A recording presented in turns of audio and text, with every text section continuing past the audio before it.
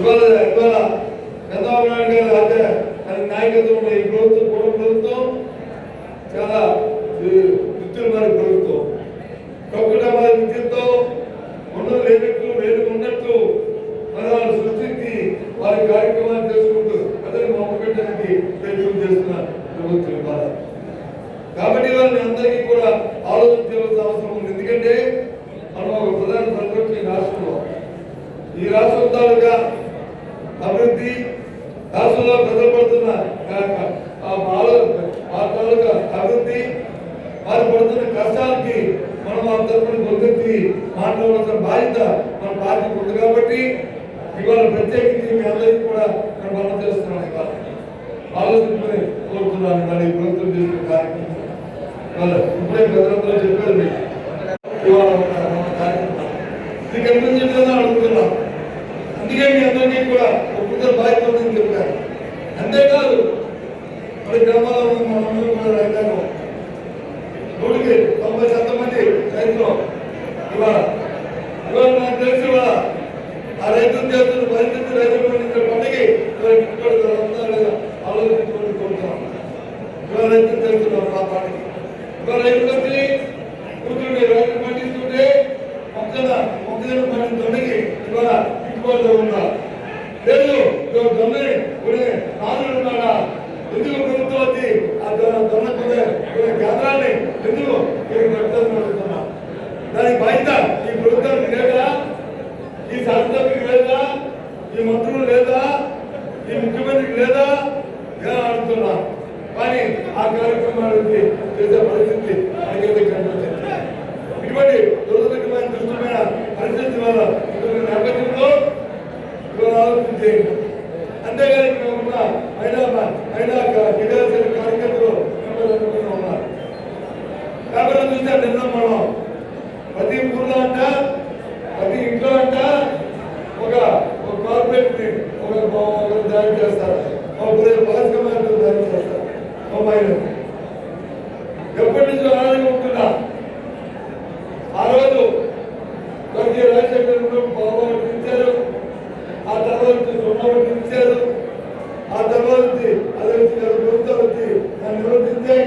ఇవాళ ఏ గ్రామంలో ఎవరు చేస్తారు ఏ గ్రూప్ సున్నబట్టి వస్తుందా అని అడుగుతున్నారు. ఎందుకు రావట్లేదు? దానికి కారణం ఏంటి? మీరా ఈ పారిశ్రామిక తయారు చేస్తున్న చెప్తున్న ప్రజలు మీరా అని అడుగుతున్నారు. కాబట్టి మీ అందరూ కూడా ఈ విషయం మీద గ్రామాల్లో మాట్లాడాల్సిన అవసరం ఉంది. క్షేత్రస్థాయిలో వీటి మీద మీరు మాట్లాడాల్సిన పరిస్థితులు ఉన్నాయి.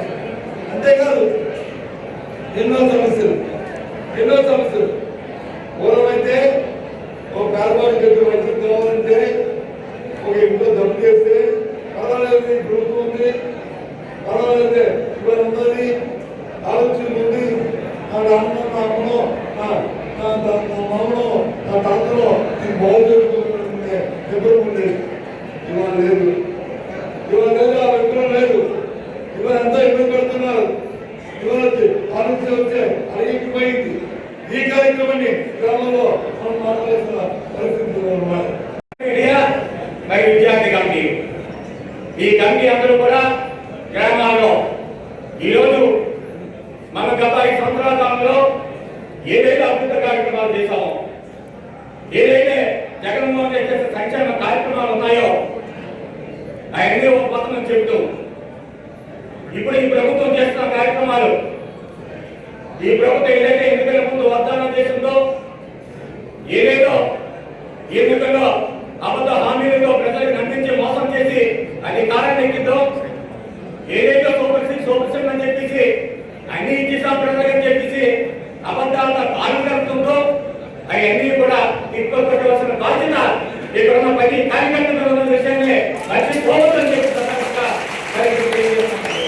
ముఖ్యమంత్రి జగన్మోహన్ రెడ్డి పని పేరు ఎక్కించడానికి ఇక్కడ ఉన్న ప్రతి కార్యకర్త ఒక సింహంలో పనిచేయవలసిన అవసరం అసంతమైన విషయాన్ని ఈ సందర్భంగా అందరూ కూడా ఈరోజు పేదవాడికి 5 సంవత్సరాలు ఏ విధంగా పరిపాలన అందించారు జగన్ గారు.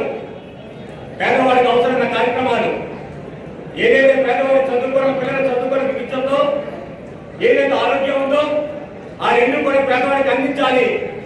పేదవాడిని ఆర్థిక ఆర్థికంగా నిలబెట్టిన ఆలోచనతోనే ఆ రోజు పైనకి ఏదైతే వీళ్ళ పట్టాలు ఇచ్చామో వీళ్ళ స్థలాలు ఇచ్చాము, ఇల్లు ఇచ్చే కార్యక్రమం చేసాం. ఏదైతే 18,000 రూపాయలు ఇచ్చి 18,000 ఇచ్చి ఆ మహిళా కుటుంబాన్ని ఆర్థికంగా ఆదుకున్నామో, ఏదైతే డాక్టర్ వాళ్ళకి డాక్టర్ సంఘాన్ని బలోపేతం చేయడానికి డాక్టర్ రుణమాఫీ చేసే 0 వడ్డీ ఇచ్చి ఆ సంఘాలను